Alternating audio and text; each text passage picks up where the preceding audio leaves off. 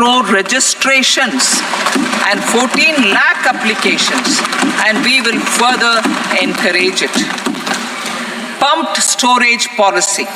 A policy for promoting pumped storage projects will be brought out for electricity storage and facilitating smooth integration of the growing share of renewable energy with its variable and intermittent nature in the overall energy mix. Research and development of small and modular nuclear reactors. Nuclear energy is expected to form a very significant part of the energy mix for Viksit Bharat. Towards that pursuit, our government will partner with the private sector for 1. Setting up Bharat Small Reactors. 2. Research and development of Bharat Small Modular Reactor. And 3. Research and development of newer technologies for nuclear energy. The R&D funding announced in the interim budget will be made available for this sector also. Advanced ultra supercritical thermal power plants. The development of indigenous technology for advanced ultra supercritical thermal power plants with much higher efficiency has been completed. A joint venture between NTPC and BHEL will set up a full-scale 800 megawatt commercial plant using AUSC technology. The government will provide the required fiscal support. Moving forward, development of indigenous capacity for the production of high-grade steel and other advanced metallurgy materials for these plants will result in strong spin-off benefits for the economy. Roadmap for hard-to-abate industries. A roadmap for moving the hard-to-abate industries from energy efficiency targets to emission targets will be formulated. Appropriate regulations for transition of these industries from the current perform, achieve, and trade mode to Indian carbon market mode will be put in place. Support to traditional micro and small industries. An investment-grade energy audit of traditional micro and small industries in 60 clusters, including brass and ceramic, will be facilitated. Financial support will be provided for shifting them to cleaner forms of energy and implementation of energy efficiency measures. The scheme will be replicated in another 100 clusters in the next phase. Priority 7. Infrastructure investment by central government. Significant investment the central government has made over the years in building and improving infrastructure has had a strong multiplier effect on the economy. We will endeavor to maintain strong fiscal support for infrastructure over the next 5 years in conjunction with imperatives of other priorities and fiscal consolidation. This year, I have provided 11,11,111 crore rupees for capital expenditure. This would be 3.4% of our GDP. Infrastructure investment by state governments.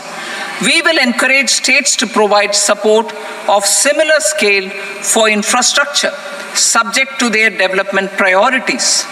A provision of 1.5 lakh crore rupees for long-term interest-free loans have been made this year also to support the states in their resource allocation. Private investment in infrastructure. Investment in infrastructure by private sector will be promoted through viability gap funding and enabling policies and regulations. A market-based financing framework will be brought out. Pradhan Mantri Gram Sadak Yojana, Phase 4 of the PMGSY will be launched to provide all-weather connectivity to 25,000 rural habitations, which have become eligible in view of their population increase. Irrigation and flood mitigation. Bihar has frequently suffered from floods, many of them originating outside the country. Plans to build flood control structures in Nepal are yet to progress. Our government, through the Accelerated Irrigation Benefit Program and other sources, will provide financial support for projects with estimated cost of 11,500 crore rupees, such as the Kosi-Michi intra-state link and 20 other ongoing and new schemes, including barrages, river pollution abatement, and irrigation projects. In addition, survey and investigation of Kosi-related flood mitigation and irrigation projects will be undertaken.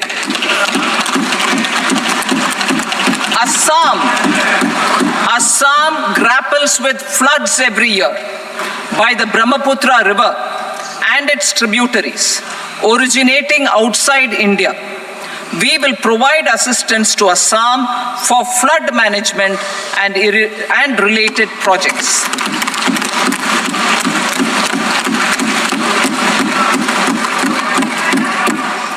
Himachal Pradesh suffered extensive losses due to floods last year. Our government will provide assistance to the state for reconstruction and rehabilitation through multilateral development assistance.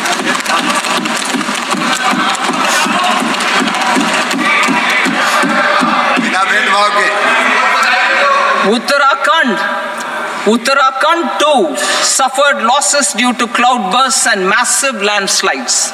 We will provide assistance to the state. Recently, Sikkim witnessed devastating flash floods and landslides that wreaked havoc across the state. Our government will provide assistance to the state. Tourism. Tourism has always been a part of our civilization. Our efforts in positioning India as a global tourist destination will also create jobs, stimulate investments, and unlock economic opportunities for other sectors. In addition to the measures outlined in the interim budget, I propose the following measures. Vishnupad Temple at Gaya and Mahabodhi Temple at Bodh Gaya in Bihar are of immense spiritual significance. Comprehensive development of Vishnupad Temple Corridor and Mahabodhi Temple Corridor will be supported, modeled on the successful Kashi Vishwanath Temple Corridor to transform them into world-class pilgrim and tourist destinations. Rajgir holds immense religious significance for Hindus, Buddhists, and Jains. The 20th Tirthankara Muniswarata temple in the Jain temple complex is ancient. The Saptarishi, or the 7 hot springs, form a warm water Brahmkund that is sacred. A comprehensive development initiative for Rajgir will be undertaken. Our government will support the development of Nalanda as a tourist center, besides reviving Nalanda University to its glorious stature.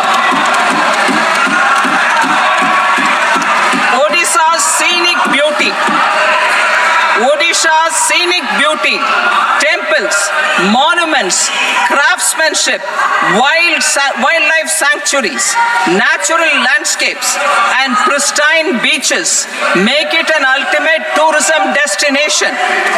Our government will provide assistance for their development to Odisha as well. Priority 8, innovation, research, and development. We will operationalize the Anusandhan National Research Fund for basic research and prototype development.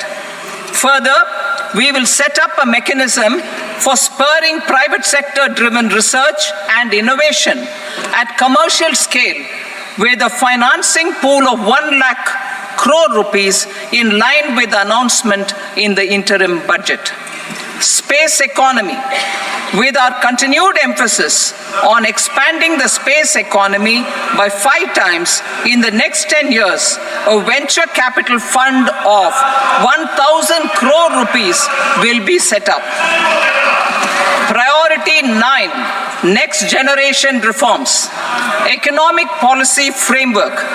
We will formulate an economic policy framework to delineate the overarching approach to economic development and set the scope of the next generation of reforms for facilitating employment opportunities and sustaining high growth.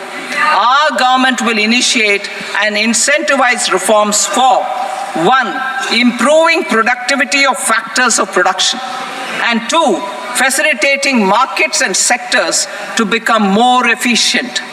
These reforms will cover all factors of production, namely land, labor, capital, and entrepreneurship, and technology as an enabler of improving total factor productivity and bridging inequality. Effective implementation of several of these reforms requires collaboration between the center and the states and building consensus as development of the country lies in development of the states. For promoting competitive federalism and incentivizing states for faster implementation of reforms, I propose to earmark a significant part of the 50-year interest-free loan. Working with the states, we will initiate the following reforms.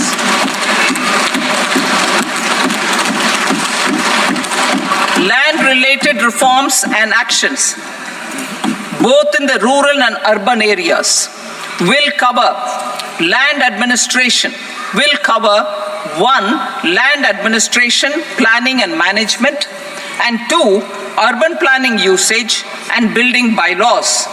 These will be incentivized for completion within the next 3 years through appropriate fiscal support. Rural land-related actions. Rural land-related actions will include 1, assignment of unique land parcel identification number, UL PIN, or Bhu Aadhaar for all lands.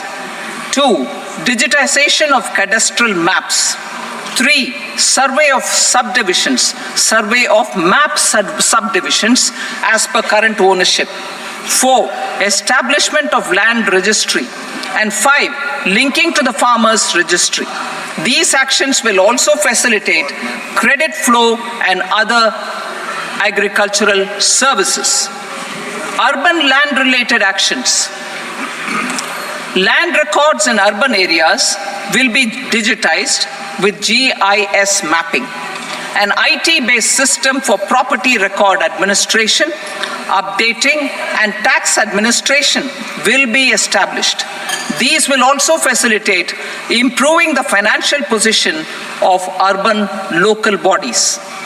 Labor-related reforms. Services to labor. Our government will facilitate the provision of a wide array of services to labor, including those for employment and skilling. A comprehensive integration of e-Shram portal with other portals will facilitate such one-stop solution. Open architecture databases for the rapidly changing labor market, skill requirements, and available job roles, and a mechanism to connect job aspirants with potential employers and skill providers will be covered in these services. Shram Suvidha and Samadhan Portal. Shram Suvidha and Samadhan Portal will be revamped to enhance ease of compliance for industry and trade. Capital and entrepreneurship related reforms, financial sector vision and strategy. For meeting financing needs of the economy, our government will bring out a financial sector vision and strategy document to prepare the sector in terms of size, capacity, and skills. This will set the agenda for the next 5 years and guide the work of the government, regulators, financial institutions, and market participants. Taxonomy for climate finance. We will develop taxonomy for climate finance for enhancing the availability of capital for climate adaptation and mitigation. This will support achievement of the country's climate commitments and green transition. Variable capital company structure. We will seek the required legislative approval for providing an efficient and flexible mode for financing leasing of aircrafts and ships and pooled funds of private equity through a variable company structure. Foreign direct investments and overseas investment. The rules and regulations for foreign direct investment and overseas investments will be simplified to 1. Facilitate foreign direct investments, 2. Nudge prioritization, and 3. Promote opportunities for using Indian rupee as a currency for overseas investment. NPS Vatsalya. NPS Vatsalya, a plan for contribution by parents and guardians for minors, will be started. On attaining the age of majority, the plan can be converted seamlessly into a normal NPS account. Use of technology. We have successfully used technology for improving productivity and bridging inequality in our economy during the past 10 years.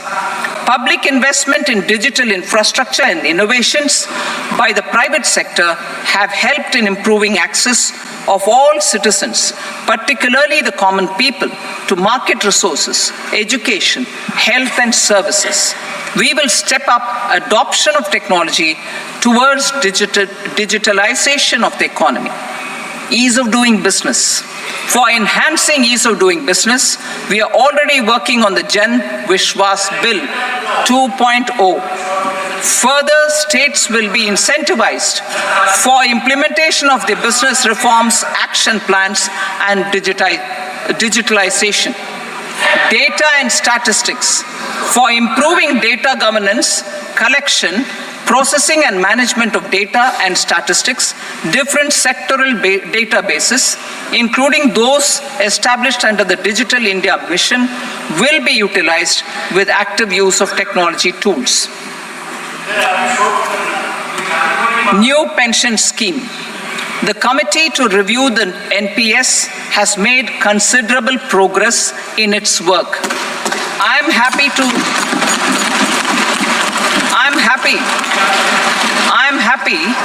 that the staff side of the National Council of the Joint Consultative Machinery for Central Government Employees has taken a constructive approach. A solution will be evolved which addresses the relevant issues while maintaining fiscal prudence to protect the common citizens. Budget estimates for 24-25. For the year 24-25, total receipts other than borrowings and the total expenditure are estimated at 32.07 lakh crore rupees and 48.21 lakh crore rupees respectively. The net tax receipts are estimated at 25.83 lakh crore rupees.